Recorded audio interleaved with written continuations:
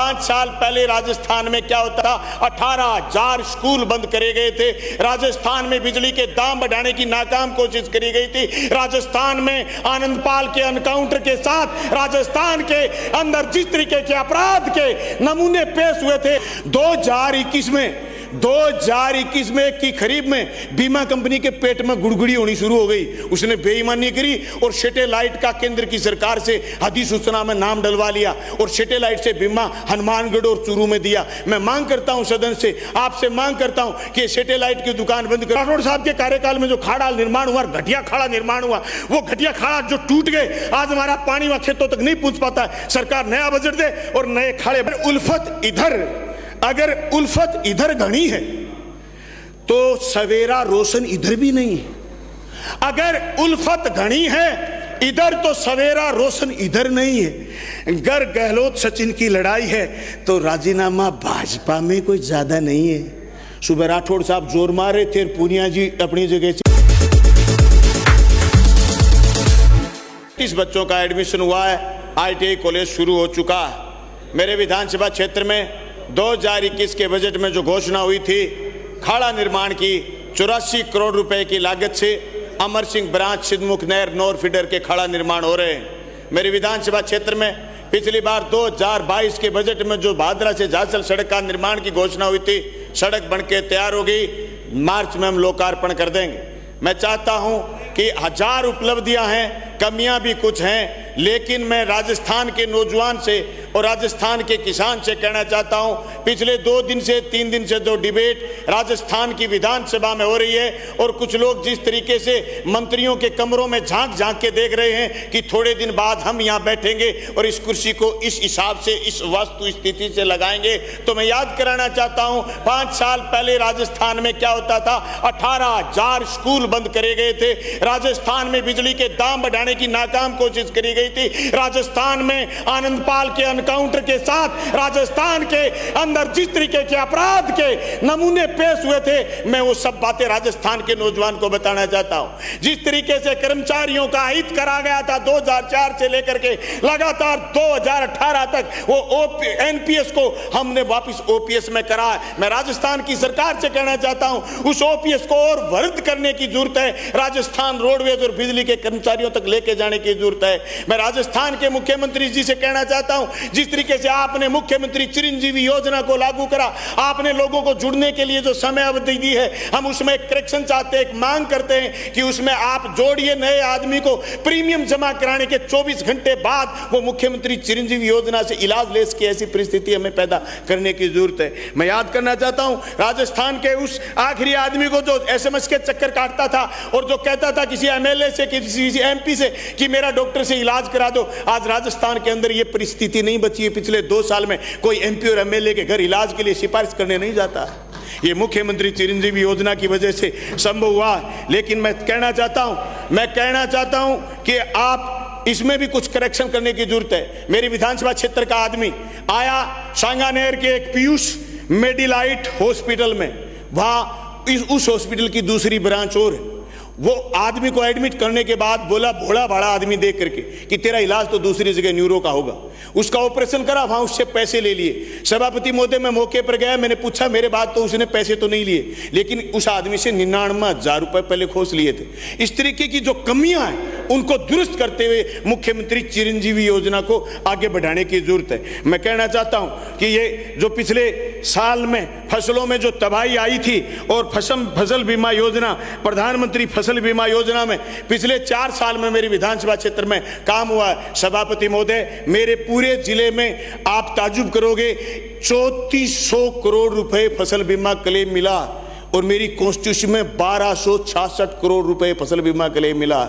2021 में की खरीब में बीमा कंपनी के पेट में गुड़गुड़ी होनी शुरू हो गई। उसने बेईमानी करी और सैटेलाइट का केंद्र की सरकार से अधिसूचना में नाम डलवा लिया और सैटेलाइट से बीमा हनुमानगढ़ और चूरू में दिया। मैं मांग करता हूं सदन से, आपसे मांग करता हूं कि सैटेलाइट की दुकान बंद करवाइए, क्योंकि क्रॉप कटिंग एक आधार है बीमा का तय करने में, नुकसान तय करने में। क्रॉप कटिंग के आधार पर बीमा क्लेम दिलवाइए। मेरे पास 18 पटवार मंडलों के वो कागज जो को विटनेस है, मैंने मुख्यमंत्री जी को मैंने या कृषि मंत्री जी को और एसीएस कृषि को सबको कागज उपलब्ध करा दिए। मेरी मांग है कि 2021 की खरीफ का मूंग मोट का फसल बीमा क्लेम है वो सैटेलाइट की बजाय क्रॉप कटिंग से दिया जाए, न सिर्फ हनुमानगढ़ का बल्कि चूरू जिले का भी दिया जाए। मेरी ये भी मांग रहेगी कि ये जो कल चर्चा हुई थी सदन में और जो बात कर रहे थे टोल फ्री नंबरों की, मंत्री महोदय ने टोल फ्री नंबरों का ऐलान करा, सभापति महोदय कोई टोल फ्री नंबर कोई नहीं उठाता।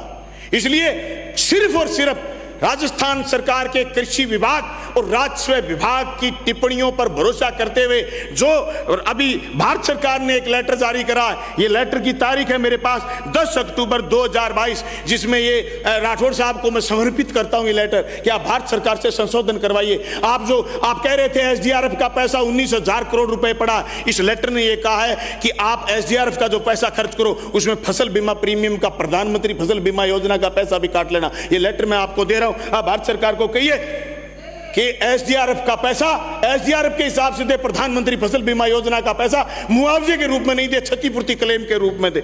सभापति महोदय, मैं बात करना चाहूंगा मेरे विधानसभा क्षेत्र समेत राजस्थान का हिस्सा जो वाया हरियाणा हमें CP4 और CP5 पर पानी मिलता है, जो BBMB में पानी तय हो गया वो पानी हरियाणा और पंजाब हमारा पानी गटक जाते हैं क्योंकि टैल के आदमी की मौत होती है। टैल पर यह दिक्कत आती है कि उसको उसके हिस्से का पानी नहीं मिल पाता। सभापति महोदय, हमारी मांग पुरजोर मांग मैंने बार बार सदन में मांग करी, जो BBMB में हमारा हिस्सा तय हो जाए वो हमारे खेतों तक पहुंचे, भादरा नोर की नहरों तक पहुंचे। हम मांग करते हैं कि जो दो महीने लगातार बरसात हुई पिछले दिनों, हरियाणा में इतना पानी बरसात का एक्स्ट्रा पानी था जो O2 हेड से होते हुए घग्गर नदी में डाला गया, उसको सरकार DPR बनाए और उसको नौर, भादरा और तारानगर के और चूरू के उन गांवों तक पानी लेकर के आए जहां आज भी पानी की दिक्कत है। मैं मांग करता हूं जो खाड़ा निर्माण 2004, 5, 6, 7, 8 में इनके कार्यकाल में, राठौड़ साहब के कार्यकाल में जो खाड़ा निर्माण हुआ, घटिया खाड़ा निर्माण हुआ, वो घटिया खाड़ा जो टूट गए, आज हमारा पानी वहां खेतों तक नहीं पहुंच पाता है। सरकार नया बजट दे और नए खाड़े बनाए। मैं मांग करता हूं कि हमारे इस बजट में